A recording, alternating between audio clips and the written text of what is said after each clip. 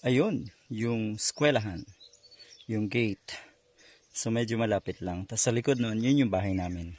Ito, dito um, sa pinaglalabhan namin, kailan-kailan lang naman to, itong tubo na to, dati umiigib lang talaga kami, may taga-igib yung kapatid ko, tapos meron kaming mga imbakan ng tubig, ganun ang tubig dito dati.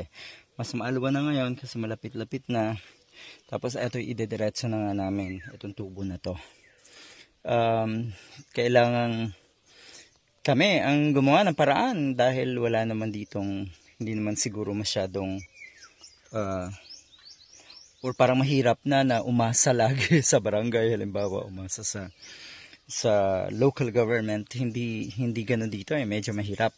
Pero talagang magsikap tayo para mas madali ang ating buhay. Mas maalawan. Ito yung mga upo. Merong bunga na diyan. May isa ng bunga. Okay. Yan, naglalaba ako. Nagbabanlaw. Malinis naman yan. Dahil laging binabanlawan namin yan. Or pinapatungan ng mga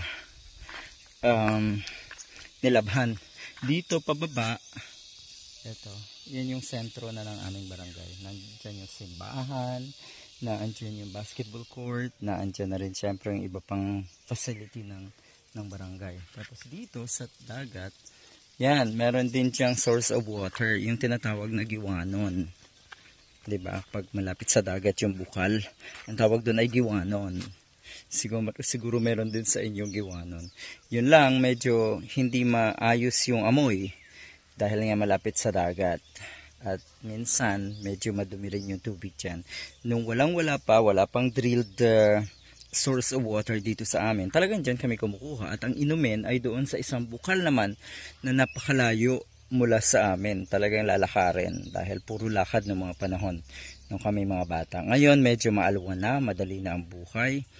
At nakakapag-relax na, syempre.